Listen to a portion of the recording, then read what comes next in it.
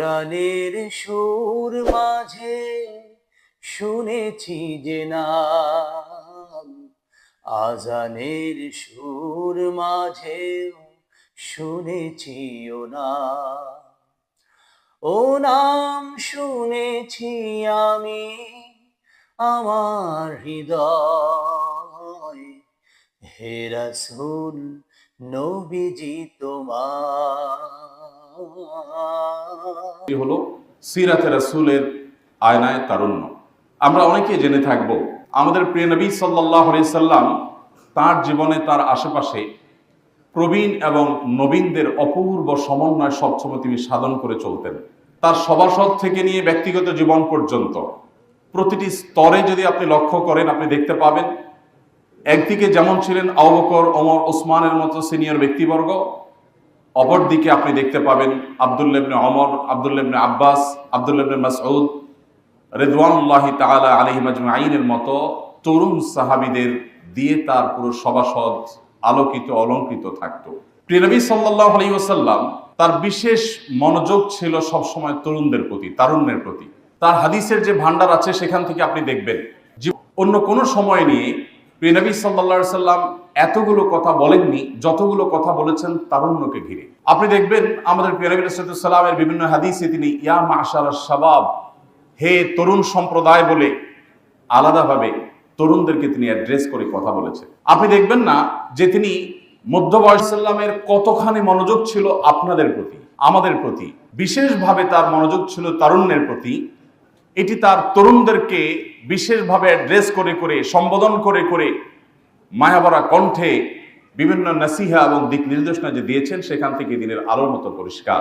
এর অপূর্ব সমন্বয় তিনি সাধন করতেন। যেখানে নবীনদের প্রয়োজন সেখানে নবীনদেরকে তিনি নেতৃত্ব দিতেন, যেখানে প্রবীণদের প্রয়োজন সেখানে তিনি প্রবীণদেরকে সেই কাজে লাগাতেন। প্রিয় নবী সাল্লাল্লাহু আলাইহি সাল্লামের তরুণদেরকে ঘিরে যে সমস্ত হাদিসগুলো তিনি বলেছেন এগুলো অনেকগুলো আপনাদের জানা থাকার কথা। তিনি তারুণ্যের গুরুত্ব দেখাতে বোঝাতে গিয়ে বলেছেন ইগতানিম খামসান ক্বাবলা খামসিন, পাঁচটি বিষয় তোমাদের জীবনে হেলায় হারিও না। পাঁচটি বিষয়কে হেলায় হবে, অবহেলায় অযত্নে যেন এই পাঁচটি সম্পদ তোমাদের জীবন থেকে হারিয়ে না যায়। তার মধ্যে থেকে গুরুত্বের সাথে নবী সাল্লাল্লাহু আলাইহি ওয়াসাল্লাম বলেছেন শাবাবাকা ক্বাবলা হারামিক, মনে রাখবে হে তরুণ, তোমার জীবনে হায়াত যদি থাকে, বেঁচে যদি থাকো পৃথিবীতে, অর্থাৎ যৌবনের উচ্ছলতায় উন্মাদনায়, তুমি যেন সেটাকে নষ্ট করে ফেলো না। যত্রতত্র তোমার তারুণ্যকে ব্যবহার করো না। মনে রাখবে এই তারুণ্য অন টাইম, জীবনে একবার আসছে আর আসবে না। আলী রাদিয়াল্লাহু তাআলা আনহু তার একটি প্রসিদ্ধ আয়াউদু, তিনি তারুণ্য হারানোর পর, তারুণ্যের বয়সটি পার করার পর বলেছিলেন কেঁদে কেঁদে, আমি আমার সেই তারুণ্য, আমি আমার সেই যৌবনের জন্য এখনো কেঁদে ফিরি, যে যৌবন, যে তারুণ্য আমার জীবন থেকে হারিয়ে গেছে। ফায়া লাইতাশ শাবাব লানা ইয়াউদু, হায় যদি আমার জীবনে পৃথিবীর কোনো বাজারে যদি তারুণ্য বিক্রি হতো, পৃথিবীর কোনো মার্কেটে, কোনো শপিং মলে, কোনো কোম্পানির কাছে যদি যৌবন কেনা যেত, লা আতাইতুল মুবাইআ মা ইউরিদু, তবে বিক্রেতা যত সম্পদ, যত বিনিময়, যত মূল্যই চাক না কেন, আমি আমার সকল সহায় সম্পদ সবকিছু দিয়ে হলেও জীবনে মুহূর্ত, বিক্রেতা যত সম্পদ, যত বিনিময়, যত মূল্যই চাক না কেন, আমি আমার সকল সহায় সম্পদ সবকিছু দিয়ে হলেও জীবনে মুহূর্তে শারাফিন ফামাতলাবুহু বাঈদু। কিন্তু আফসোসের বিষয় হলো তারুণ্য এবং যৌবন এমন একটি বিষয়, জীবনের এই সম্পদটি হারিয়ে গেলে সকল সম্পদ দিয়েও পৃথিবীর সমস্ত অ্যাসেটের বিনিময়েও সে তারুণ্যকে মুহূর্তের জন্য আর ফিরিয়ে আনা সম্ভবপর হয় না। আমাদের নবী করিম সাল্লাল্লাহু আলাইহি সাল্লাম তারুণ্য আজীবন থাকবে না, একটা সময় শেষ হয়ে যাবে, ক্ষয় হয়ে যাবে। অতএব এই তারুণ্য তোমার হেলায় তুমি হারাবে না, এটাকে যথাযথ ব্যবহার করবে। নবী করিম সাল্লাল্লাহু আলাইহি ওয়াসাল্লাম তিনি তরুণদেরকে উৎসাহ দিয়ে, উদ্দীপনা দিয়ে, প্রেরণা দিয়ে বলেছেন সাবআতুন ইউযিল্লুহুমুল্লাহু ফি যিল্লিহি ইয়াওমাল, কাছাকাছি থাকলে জ্বলে পড়ে ছাই হওয়ার কথা, কিন্তু আখিরাত বলে কথা, পার্থিব জীবনের কোনো কিছুর সাথে আখিরাতের জীবনের কোনো কিছুর সাথে কোনো তুলনা চলবে না। সেখানকার দৃশ্য, সেখানকার পরিবেশ, সেখানকার পরিস্থিতি, সেখানকার অবকাঠামো, সেখানকার সবকিছু হবে সম্পূর্ণ ডিফারেন্ট। আমরা পৃথিবীর যে বাস্তবতা দেখছি, এটা দেখে আখিরাতকে অনেক সময় তুলনা করে ফেলি, যেটা আমাদের ভুল হয়। তো নবী করিম সাল্লাল্লাহু আলাইহি সাল্লাম কিয়ামতের অস্থির থাকবে, কারোর পরনে কাপড় থাকবে না, ভয়াবহতা এমন চরমে পৌঁছাবে যে কাপড় পরনে আছে কি নেই সেটি দেখবার মতো ফুরসতটুকু মানুষের থাকবে না। এরকম কঠিন কিয়ামতের এই দুর্বিষহ পরিস্থিতি থেকে আপনি মুক্তি দিন। নবীদের কাছে মানুষ দৌড়ে গিয়ে আকুতি জানাবে, আল্লাহর কাছে ফরিয়াদ করুন যেন বিচার কার্য আল্লাহ তাআলা শুরু করেন। এই দুর্বিষহ এই কঠিন পরিস্থিতি আমরা সইকে আল্লাহ রাব্বুল আলামিন আল্লাহর আরশের ভিআইপি প্যান্ডেলে আল্লাহ তাআলা জায়গা দিবেন, স্থান দিবেন। কোনো কষ্ট তাদেরকে স্পর্শ করবে না। তারা জান্নাত ফি ইবাদাতিল্লাহ। ওই তরুণ, ওই তরুণী, ওই যুবক, ওই যুবতী যে তার যৌবনকে, যে তার তারুণ্যকে তার রবের ইবাদতের জন্য বিসর্জন করেছে, উৎসর্গ করেছে, রিজার্ভ করে রেখেছে, পুরো তারুণ্যকে আল্লাহর উদ্দেশ্যে যে অবস্থাপন করেছে, ব্যবহার করেছে, যার তারুণ্যকে সে কালিমা মিশ্রিত হতে দেয়নি, তার তারুণ্যে কোনো মাস্তানি, কোনো গুন্ডামি, কোনো অসৎকর্ম, কোনো অন্যায়, কোনো পাপাচার, এগুলো দ্বারা সে কোনোভাবে নষ্ট হতে দেয়নি। পরম যত্নে, পরম আদরে যে তার জীবনের এই সবচেয়ে মূল্যবান অংশ, জীবনের সবচেয়ে, ইনশাআল্লাহ আমরা সবাই সেই তরুণদের কাতারে শামিল হতে চাই তো ইনশাআল্লাহ। হে আরশের মালিক, আপনি আমাদের সবাইকে সেই তরুণদের কাতারে শামিল করে নিন। সময়ত উপস্থিতি, প্রিয় নবী সাল্লাল্লাহু আলাইহি সাল্লাম তরুণদের সতর্ক করে বলেছেন, মনে রাখবে কিয়ামতের ভয়াবহ আল্লাহর কাছে না দিতে পারবে। এর মধ্য থেকে ওয়ান শাবাবিহি ফিমা আবলাহ, একটি প্রশ্ন করা হবে প্রত্যেক মানুষকে যে তোমার তারুণ্যকে, তোমার যৌবনকে তুমি কোন কাজে ব্যয় করেছো, তোমার যৌবনের অর্জন কি, তোমার তারুণ্যের অর্জন কি। এই প্রশ্নের উত্তর দেওয়া ছাড়া কোনো মানুষ তার দুটি পা নাড়াতে পারবে না। আপনি সাল্লাল্লাহু আলাইহি সাল্লাম এইভাবে তার জীবনের বাঁকে বাঁকে, ক্ষণে ক্ষণে তারুণ্যকে স্মরণ করেছেন, তারুণ্যকে অ্যাড্রেস করেছেন। তরুণদেরকে তিনি বিশেষভাবে মনোযোগ দিয়েছেন। তার বিশেষ এবং স্পেশাল ফোকাস ছিল তরুণরা। নবী সাল্লাল্লাহু আলাইহি সাল্লামের চারপাশে তরুণরা তাকে ঘিরে থাকতো। তার একান্ত সেবক ছিলেন একজন তরুণ, আনাস ইবনে মালিক, আব্দুল্লাহ ইবনে আব্বাস রাদিয়াল্লাহু তাআলা আনহু, যার জন্য তিনি দোয়া করে বলেছিলেন, আল্লাহুম্মা আল্লিমহুল কিতাব, আল্লাহ তাকে আপনি কোরআনের জ্ঞান দান করুন। তার আদর্শকে সবচেয়ে বেশি ধারণ করা মানুষদের মধ্যে থেকে একজন, তাকে সবচেয়ে বেশি ভালোবাসা মানুষগুলোর মধ্যে থেকে একজন, তার সুন্নাতের সবচেয়ে বেশি আঁকড়ে ধরা মানুষগুলোর একজন ছিলেন, তার অত্যন্ত আদরের একজন মানুষ ছিলেন আরেকজন তরুণ। তার নাম ছিল আব্দুল্লাহ ইবনে ওমর রাদিয়াল্লাহু তাআলা আনহু। নবী করিম সাল্লাল্লাহু আলাইহি সাল্লামের তো বৃদ্ধরা যেমন থাকতো, ঠিক একইভাবে তরুণদেরকে নবী করিম সাল্লাল্লাহু আলাইহি সাল্লাম বিশেষ গুরুত্ব দিতেন। সময়ত উপস্থিতি, নবী করিম সাল্লাল্লাহু আলাইহি সাল্লাম আব্দুল্লাহ ইবনে মাসউদ রাদিয়াল্লাহু তাআলা আনহুকে একবার উৎসাহ দিয়ে বলেছিলেন, প্রেরণা দিয়ে বলেছিলেন, ইন্নাকা গোলামুন মুআল্লিম, হে আব্দুল্লাহ তুমি একজন শিক্ষক যুবক, যে মানুষকে জ্ঞান বিতরণ করো। আপনারা জানেন ইলমে ফিকহের, ইসলামী ফিকহের অন্যতম দুই আনহু, তিনি তখন যৌবন পেরিয়ে পরিণত বয়সের দিকে যাচ্ছেন, ইসলাম গ্রহণ করেছেন। নবী করিম সাল্লাল্লাহু আলাইহি সাল্লাম তাকে এমন প্রেরণা দিয়েছেন, পরবর্তীতে তিনি মুআল্লিমুস সাহাবা, সমস্ত সাহাবীদের বা অন্য সাধারণ সাহাবীদের শিক্ষকে তিনি পরিণত হয়েছেন। নবী করিম সাল্লাল্লাহু আলাইহি সাল্লাম ব্যক্তি হিসেবে অনন্য এক আসনে আসীন হয়েছে। আজও ইসলামী ফিকহের গুরুত্বপূর্ণ বিষয়ে আব্দুল্লাহ ইবনে মাসউদ রাদিয়াল্লাহু তাআলা আনহুর মতামতকে গুরুত্বের সাথে স্মরণ করা হয়। ওই যে নবী সাল্লাল্লাহু আলাইহি সাল্লাম তার তারুণ্যে তাকে উৎসাহ দিয়ে বলেছিলেন, ইন্না, তুমি মানুষকে শিক্ষা দান করো, জ্ঞান বিতরণ করো, তোমার ভিতরে শিক্ষকতার প্রবণতা আছে। নবী সাল্লাল্লাহু আলাইহি সাল্লাম নিজেও বলেছেন, বুইস্তু মুআল্লিমা, আমি শিক্ষক হয়ে পৃথিবীতে এসেছি। এমন নাম সম্ভবত আমরা সবাই শুনেছি। আবু মুসা আশআরী রাদিয়াল্লাহু তাআলা আনহুর কণ্ঠ অনেক সুন্দর ছিল। নবী করিম সাল্লাল্লাহু আলাইহি সাল্লাম এই তরুণকেও প্রশংসা করে, প্রেরণা দিয়ে, দাউদ আলাইহিস সালামের বংশধরের, দাউদ আলাইহিস সালামের যে কণ্ঠ ছিল, সে কণ্ঠের মাধুর্য যে আল্লাহ তাআলা তাকেও দিয়েছেন, তাকে সেই কথা বলে অনুপ্রাণিত করেছেন। অর্থাৎ এভাবে নবী সাল্লাল্লাহু আলাইহি সাল্লাম বিভিন্ন সময় তারুণ্যকে উৎসাহ দিতেন, তিনি প্রেরণা দিতেন এবং তাদেরকে সাহস যোগাতেন। আরেকজন তরুণের নাম না বললেই নয়, আপনারা অনেকেই শুনে থাকবেন মুসআব ইবনে উমাইর রাদিয়াল্লাহু তাআলা আনহুর কথা। মুসআব ইবনে উমাইর রাদিয়াল্লাহু তাআলা আনহু, এই সাহাবী আমার জীবনে সাল্লাল্লাহু আলাইহি সাল্লাম মুসআব ইবনে উমাইর রাদিয়াল্লাহু তাআলা আনহুকে মদিনায় পাঠিয়েছেন ইসলামের দাওয়াত দেওয়ার জন্য। এত চমৎকার ভাবে নবী করিম সাল্লাল্লাহু আলাইহি সাল্লামের দূত হিসাবে, নবী সাল্লাল্লাহু আলাইহি সাল্লামের প্রতিনিধি হিসাবে মদিনাতে ইসলামকে এত সুন্দরভাবে উপস্থাপন করেছেন যে মদিনায় হিজরতের প্রেক্ষাপট রচনা করেন এই তরুণ সাহাবী, এবং তার মাধ্যমে মদিনার অনেক বড় বড় ব্যক্তিরা ইসলামের ছায়াতলে আসতে পারে। ইসলামের ইতিহাসের যে সোনালী যুগ পরবর্তীতে রচিত হয়েছে, এর পেছনের প্রিয়, অত্যন্ত আস্থার, অত্যন্ত ভালোবাসার তারুণ্যের আরেকটি চরিত্রের নাম হলো যায়েদ ইবনে সাবিত রাদিয়াল্লাহু তাআলা আনহু। যায়েদ ইবনে সাবিত রাদিয়াল্লাহু তাআলা আনহুকে বয়সে তরুণ হওয়া সত্ত্বেও নবী সাল্লাল্লাহু আলাইহি সাল্লাম একটি গুরু দায়িত্ব দিয়েছিলেন। তিনি যায়েদ ইবনে সাবিতের জন্য তিনি বেছে নিয়েছেন একজন তরুণকে। সেই তরুণের নাম হলো আত্তাব ইবনে উসাইদ রাদিয়াল্লাহু তাআলা আনহু। অনেক বৃদ্ধ আরো অন্য বয়সের মানুষ থাকা সত্ত্বেও এমন একজন তরুণকে আমাদের প্রিয় নবী সাল্লাল্লাহু আলাইহি সাল্লাম মক্কায় তার প্রতিনিধি হিসাবে রাষ্ট্র পরিচালনার দায়িত্ব দিয়েছিলেন, যার বয়স 20 বা 21 ছিল। বিভিন্ন ঐতিহাসিকরা বলেছেন 21ও তার বয়স তখনও পরিপূর্ণ হয়নি। এরকম একজন টকবগে যুবককে তিনি মক্কায় তার প্রতিনিধি হিসাবে পুরো দায়িত্ব তার কাঁধে তুলে দিয়ে তারপর নবী সাল্লাল্লাহু আলাইহি সাল্লাম সেখান থেকে গিয়েছেন। তরুণরা নবী করিম সাল্লাল্লাহু আলাইহি সাল্লামের কাছে কত গুরুত্বপূর্ণ ছিলেন, যুবকদের প্রতি নবী সাল্লাল্লাহু আলাইহি সাল্লামের কি মনোযোগ ছিল, কয়েক ঘন্টা আলোচনা করলে বোধহয় সেটি শেষ করা সম্ভবপর হবে না।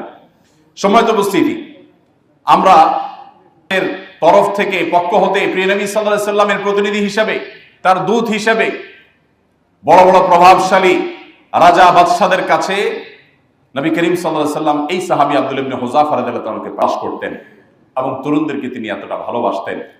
আমরা যারা বয়সে তরুণ আছি, বয়সে যারা নবীন আছি, তিনি আমাদেরকে যতটা ভালোবেসেছেন, তার যতটা মনোযোগ ছিল তারুণ্যের প্রতি, তার সেই ভালোবাসার সর্বোত্তম প্রতিদান হবে নবী করিম সাল্লাল্লাহু আলাইহি সাল্লাম তরুণদেরকে যেভাবে দেখতে চেয়েছেন, যেমন তরুণের চিত্র তিনি অঙ্কন করেছেন, যে তরুণের স্বপ্ন তিনি দেখেছেন, তারুণ্যকে তিনি যে গাইড করেছেন, আজকের তারুণ্য যদি সেই পথে হাঁটে তবে সেটাই হবে নবী করিম সাল্লাল্লাহু আলাইহি সাল্লামের প্রতি আমাদের কৃতজ্ঞতার সবচাইতে উজ্জ্বল উদাহরণ।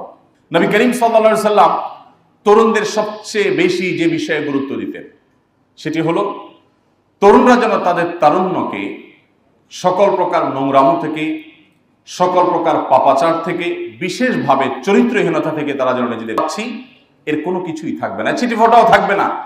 মুসলমানদের অবস্থা পরিবর্তনের জন্য তরুণদেরকে জাগতে হবে, তরুণদেরকে নড়ে চড়ে বসতে হবে, তাদের আত্মপরিচয় তাদেরকে খুঁজে বের করতে হবে। আজ আক্ষেপ হয় সেই তারুণ্যের প্রতি, যেই তারুণ্য পশ্চিমা সভ্যতা, পশ্চিমা কৃষ্টি এবং কালচারের প্রভাবে মাথা নুয়ে তরুণরাই আমাদের সামনে থেকে নেতৃত্ব দিয়েছে এবং পুরো কাজটির শুরু থেকে শেষ পর্যন্ত সহস্তে সুসম্পাদন করে ছেড়েছে তরুণেরা। আবারও প্রমাণ হলো তার মাধ্যমে যে তরুণরা জাগলে পৃথিবী জেগে যাবে। বিশেষ করে মুসলিম তরুণরা যদি জাগ্রত তারুণ্যের প্রভাবে তাদের মধ্যে হারিয়ে ফেলে, আমার অত্যন্ত কষ্ট হয়, আফসোস হয় সেই তারুণ্য দেখে। মনে রাখবেন, আপনি তাদের বংশধর, আপনি তাদের সন্তান, যারা তাদের তারুণ্যের পুরো সময়টাকে সর্বোত্তম ব্যবহার করে গোটা বিশ্ব চরাচরকে তারা জয়। আমরা আমাদের আত্মপরিচয় আমরা ভুলে গেছি। আমরা জানি না আমরা সেই নবীর উম্মত, যেই নবী আমাদের যৌবনকে, আমাদের তারুণ্যকে সকল প্রকার নোংরামো, সকল প্রকার দুশ্চরিত্র থেকে সংরক্ষণ করবার জন্য সবচেয়ে বেশি গুরুত্ব আরোপ করেছেন। কারণ একজন যুবক যদি তার যৌবনের সমস্ত চাহিদা, আমার আফসোস হয় আজ সেই যুবককে দেখে, যে যুবক একজন খেলোয়াড়, যিনি বিশ্বময় অনেক বেশি পরিচিত, পপুলার, এরকম কোন তারকা খেলোয়াড়কে যদি কেউ পুলিশের সমস্ত ব্যারিকেড, সমস্ত বাধা ডিঙ্গিয়ে মাঠের মধ্যে গিয়ে যদি আলিঙ্গন করে ফেলে, তার সাথে সেলফি তুলে ফেলে, তাহলে তাকে আমরা সাহসী যুবক আখ্যায়িত করি। আমরা মনে করি সে অনেক কিছু করে ফেলেছে, অথচ আমরা ভুলে গেছি আমরা সেই যারাই অর্ধ পৃথিবীকে মুসলমানদের পায়ের নিচে এনে ছেড়েছিলেন। আমরা ভুলে গেছি আমরা তাদের সন্তান। আমাদের আদর্শ হয়ে গেছে এখন পশ্চিমারা।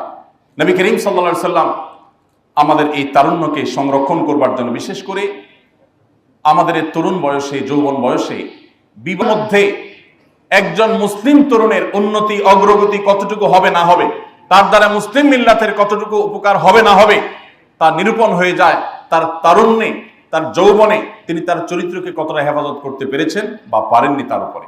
দেখুন, সভ্যতায় সেটা অপরাধ, মহা অপরাধ, শাস্তিযোগ্য অপরাধ, ঘৃণ্য কর্ম। কিন্তু কিভাবে এই পাশবিক নির্যাতন, এই ধর্ষণ থামানো যায়, সেই উপায় সমাজ যখন বকে যায় তখন সেটাকে নিয়ন্ত্রণ করার জন্য মানুষ ভাবে।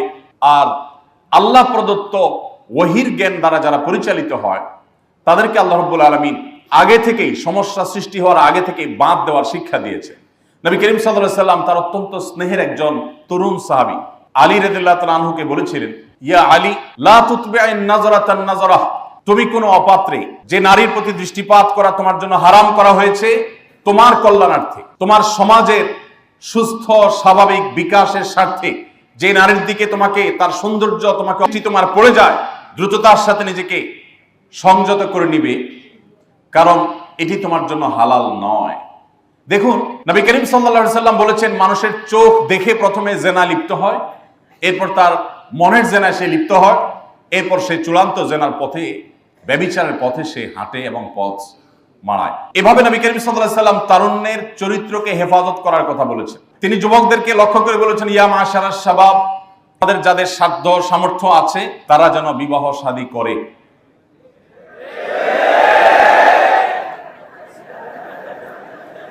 আল্লাহ তাআলা আমাদের অভিভাবকদের মনগুলোকে গলিয়ে দিন। সবচেয়ে গুরুত্বপূর্ণ অংশে উপনীত হলাম, মাশাআল্লাহ। ঠিক আছে, আল্লাহ রাব্বুল আলামিন সব অবিবাহিত ভাইদের বিবাহের ব্যবস্থা করে দিন। সাল্লাল্লাহু আলাইহি ওয়াসাল্লাম আমাদের চরিত্রকে হেফাজত করবার জন্য উপযুক্ত বয়স হওয়ার পর সামর্থ্য থাকলে বিয়ে করতে বলেছেন। যত জোরে জোরে নিজেই বাপের হোটেলে খান, এবার একটা বিয়ে করে বউ এনে বাপের উপরে আরেকটা বোঝা চাপাবেন, এই অধিকার ইসলাম আপনাকে দেয়নি। এবার ঠিকটা একটু আওয়াজ আসতে হয়েছে। পক্ষের ওয়াজ হলে সবাই জোরে জোরে ঠিক ঠিক বলে, বিপক্ষে গেলে আর ঠিক ঠিক বাইর হয় না। যাই হোক, তো ভাইরা আমার, খুবই গুরুত্বপূর্ণ ইস্যু। যেই যুবক তার যৌবনকালে যা দেখে তাতেই সে অস্থির হয়ে যায়, ব্যাকুল হয়ে যায়, নিয়ন্ত্রণহীন হয়ে যায়, আত্মনিয়ন্ত্রণ রাখতে পারে না, যেখানে সেখানে কাত হয়ে পড়ে, চিত হয়ে পড়ে, যেখানে সেখানে সে সারেন্ডার করে বসে এবং নিজেকে কোনোভাবে কন্ট্রোল করতে পারে না, আমি বলি এই তখন তার নিয়ন্ত্রণ ক্ষমতা থাকে না, আত্মনিয়ন্ত্রণ থাকে না, চাইলেও সে মন মতো, জায়গা মতো, সময় মতো তার কাজ সে সারতে পারে না। তো এই রোগের রোগীর মতো হলো ওই তরুণের অবস্থা, যে তরুণ যেখানে যা দেখে, মোবাইলে দেখেছে, কম্পিউটারে দেখেছে, বাইরে দেখেছে, ফেল ফেল করে চেয়ে রয়েছে, ওইদিকে পিছনে দৌড়ানো শুরু, ছুটে যেখানে যায় সেখানে কাত হয়ে পড়ে, সব জায়গায় নিয়ন্ত্রণহীন হয়ে যায়। সেই যুবকের দৃষ্টান্ত হলো ডায়রিয়া রোগীর মতো নিয়ন্ত্রণহীন, সিরিয়াস আলাম। দেখুন, মুসলিম তরুণের দৃষ্টান্ত হলো যে সে পাহাড় সম দৃঢ়তার অধিকারী হবে, যেখানে সেখানে সে নিয়ন্ত্রণহীন হয়ে যাবে না, জমিয়ে রাখবে তার বৈধ সঙ্গী সঙ্গিনীর জন্য। দেখুন, পৃথিবীর সমস্ত সভ্যতা আপনাকে বলবে যে তুমি বিবাহ করেছো, এই অবস্থায় তুমি আরেকজন নারীর সাথে, বা কোনো নারী তিনি বিবাহ করেছেন, তিনি আরেকজন পুরুষের সাথে যদি সম্পর্ক রাখে, এই সম্পর্কটা অবৈধ। এটা পৃথিবীর সমস্ত সভ্যতাই স্বীকার করে।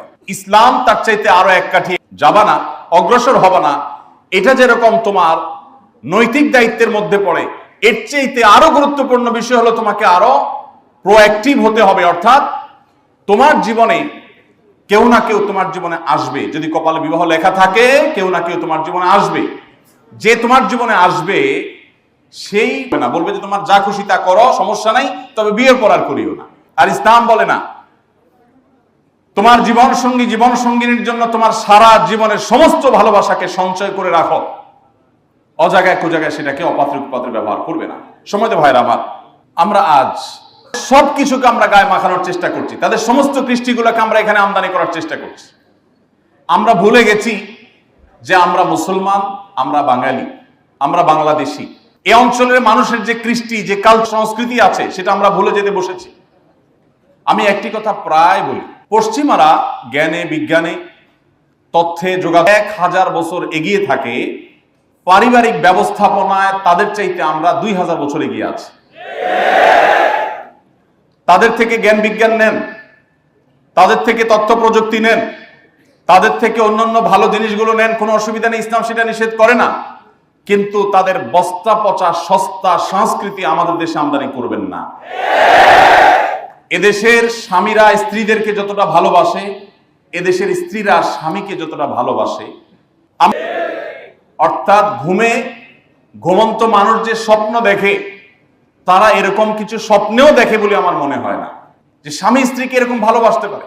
একটু আগে একজন স্যার বলছিলেন, বিসি স্যারই বলছিলেন যে কোনো এক ইংল্যান্ডের একটা ঘটনা বলছিলেন যে বাবা খুশি হয়ে গর্ব করে কোন এক জায়গায় বলছিলেন যে আজকে ছেলের বিয়ে আমি সৌভাগ্যবান, আমাকে দাওয়াত দিয়েছে। আলহামদুলিল্লাহ তো আর বলে নেই, খুশি হয়েছেন তিনি। ভাইরা আমার, বিষয়টা হাসির নয়। আপনি কদিন আগের একটা পত্রিকার নিউজ দেখেছেন নিশ্চয়ই, যাদের দুর্গন্ধ যখন ছড়িয়ে পড়েছে তখন তাদেরকে দরজা ভেঙে উদ্ধার করা হয়েছে। আমি নিজে এরকম জাপানে বিভিন্ন দেশে দেখার সুযোগ আমার হয়েছে যে সেখানে তাদের শুনে আছে এক নির্মম অধ্যায়। সেটি হলো যে তাদের সন্তানরা কেউ তাদের কাছে থাকে না, বাধ্য হয়ে একটা কুকুর বাসেন।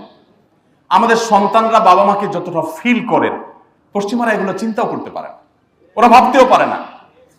ওদের পারিবারিক জীবনে আমাদের সুখের কথা ওরা কল্পনাও করতে পারে না যে মানুষ পারিবারিক জীবনে এতটা সুখী হতে পারে। তাহলে আপনি যে মুহাম্মদ সাল্লাল্লাহু আলাইহি সাল্লামের আদর্শ, যার সংস্কৃতিকে ধারণ করে আপনি দুনিয়াতে পার্থিব সুখ অর্জন করলেন, আজ আপনি সেটাকে ছুঁড়ে ফেলে দিয়ে পশ্চিমাদের সভ্যতায় আপনি গা মাখাচ্ছেন। এর চাইতে বড় দুর্ভাগ্যজনক আর কোনো অধ্যায় হতে পারে না। এই জন্য সম্মানিত ভাইরা, আমি আপনাদেরকে বলতে চাই, আসুন প্রতিজ্ঞা করি আমাদের চরিত্রগুলোকে আমরা সংরক্ষণ করব, হেফাজত করব। মনে রাখবেন, আপনি আপনার পার্থিব উন্নতি অগ্রগতির প্রয়োজনে, আপনার ক্যারিয়ারকে ভালো করবার জন্য এবং আল্লাহ রাব্বুল আলামিনের প্রিয় পাত্র হওয়ার জন্য সকল ধরনের অবৈধ সম্পর্ক থেকে, হারাম রিলেশন থেকে আপনাকে বাঁচিয়ে রাখতে হবে। এখনকার যুবকদের মধ্যে সেরকম যুবক পাওয়া সোনার হরিণ হয়ে গেছে, যে যুবক তার যৌবনকে দুশ্চরিত্র থেকে হেফাজতে রাখতে পারে। এরকম যুবক পাওয়া মঞ্জুর করুন। আমাদেরকে প্রিয় নবী সাল্লাল্লাহু আলাইহি সাল্লামের সেই তরুণকে দুশ্চরিত্র থেকে, জেনা ব্যভিচার থেকে বাঁচাবার জন্য তার যে আপ্রাণ প্রচেষ্টা ছিল, সে বিষয়ে আমি আর দীর্ঘ আলোচনা করতে চাই না, সময় অনেক গড়িয়ে গেছে। আপনাদেরকে শুধু এটুকু বলতে চাই যে আলী রাদিয়াল্লাহু তাআলা আনহু যেটা বলেছিলেন, বাকাইতু আলা শাবাবিন কাদ তাওয়াল্লা ফায়া লাইতা শাবাব লানা ইয়াউদু, সেই আফসোস যেন আমাদের করতে না হয়। আপনি যদি কিয়ামতে আল্লাহর কাছে আর কিছু না নিয়ে যান, শুধুমাত্র এটুকু বলেন, আল্লাহ আমি শুধুমাত্র ঈমানের পর 5 ওয়াক্ত নামাজ পড়েছি, শিরক এবং বড় অপরাধগুলো থেকে, গুনাহগুলো থেকে বেঁচে থেকেছি, আর আমার তারুণ্যকে কোনো প্রকার কলঙ্ক থেকে মুক্ত রাখতে পেরেছি, আমার বিশ্বাস আল্লাহর বলের কাছে আপনি সাকসেস প্রয়োজন হয় না। যে কেউ স্রোতের তালে তালে গা ভাসাতে পারে। সমাজে সবাই যেটা করে এটা করতে যোগ্যতার প্রয়োজন হয় না। স্রোতের বিপরীত দিকে হাঁটতে যোগ্যতার প্রয়োজন হয়, শক্তির প্রয়োজন। বলতেন যে আমার মতো দাড়ি পাকা বৃদ্ধ, আমি যদি রাত জেগে তাহাজ্জুদের নামাজ পড়ি তাতে যে পরিমাণ সওয়াব পাবো, তোমরা তরুণরা শুধুমাত্র 5 ওয়াক্ত নামাজের পাশাপাশি তোমাদের তারুণ্যকে যদি নষ্টামি থেকে, নোংরামি থেকে, ব্যভিচার থেকে, হারাম রিলেশন থেকে বাঁচাতে পারো, তো আমার বিশ্বাস আমার মতো বৃদ্ধের তাহাজ্জুদের চাইতে অনেক বেশি আল্লাহর প্রিয় পাত্র তোমরা হতে পারবে। তা আপনারা চেষ্টা করে নোংরামি থেকে, অবৈধ সম্পর্ক থেকে বাঁচাবার তৌফিক দান করুন। ভাইরা আমার, বিশেষভাবে আপনাদেরকে আমি অনুরোধ করব, কোরআনে কারীমের সূরা ইউসুফ আপনারা একটু পাঠ করবেন। ইউসুফ আলাইহিস সালাম কিয়ামত পর্যন্ত আগত সমস্ত তরুণদের জন্য কোরআনের দেওয়া সবচেয়ে উত্তম উদাহরণ। সবচেয়ে মানুষকে আল্লাহ রাব্বুল আলামিন আরশের নিচে ছায়া দিবেন কিয়ামতের ভয়াবহতম দিনে। সেখানে 7 শ্রেণীর মধ্যে 2টা শ্রেণী আছে এই চরিত্র কেন্দ্রিক। তার একটা হলো সরাসরি শাবুন শাফি ইবাদাতিল্লাহ, যে যুবক তার তারুণ্যকে আল্লাহর ইবাদত, বা ওই যুবতী, ওই পুরুষ বা ওই নারী, যা আমার তারুণ্যই আমি কোনো নোংরামি লাগাতে দেব না, যা হয়েছে তার জন্য তওবা করে পরিপূর্ণভাবে আল্লাহর কাছে ইস্তেগফার করে যদি আমি ফিরে আসি, আল্লাহ তাআলা পেছনের সমস্ত গুনাহ মাফ করবেন ইনশাআল্লাহ। এবং নতুন করে যদি কেউ সংকল্প করে এবং তার তারুণ্যকে সে যদি হেফাজত করে, শুধুমাত্র এই হারাম অফারকে যদি কেউ ডিনাই করতে পারে, এই ইমানি শক্তিটুকুকে যদি অর্জন করতে পারে, খাম পাবে ইনশাআল্লাহ তাআলা। আমরা সবাই চেষ্টা করবো তো ইনশাআল্লাহ। সেই সাথে আপনাদেরকে বলতে চাই, প্রিয় নবী সাল্লাল্লাহু আলাইহি সাল্লাম তরুণদের মধ্যমপন্থী হতে উৎসাহিত করেছেন। আজ আমাদের তারুণ্যের একটা অংশকে আমরা দেখতে পাই তারা মধ্যম পন্থা থেকে বিচ্যুত হয়ে যাচ্ছে। নবী করিম সাল্লাল্লাহু আলাইহি সাল্লাম সবসময় তরুণদেরকে মধ্যম পন্থা, সব বয়সী মানুষদেরকে, বিশেষভাবে তরুণদেরকে মধ্যম পন্থা অবলম্বন করার জন্য গাইড করতেন। অতএব আমরা মধ্যম পন্থা অবলম্বন করব। কোরআন এবং হাদিসের জেনারেল সাবজেক্টগুলো নিয়ে পড়াশোনা করছেন, তাদেরকে বলতে চাই যে আপনারা ইসলামকে জানার এই সুবর্ণ সুযোগ হাতছাড়া করবেন না। মনে রাখবেন, আপনার কর্মজীবনে প্রবেশের পর আপনি শত চেষ্টা করলেও ইসলামকে সুন্দরভাবে সঠিকভাবে জানার সুযোগ, ইসলামকে ভালোভাবে জানুন।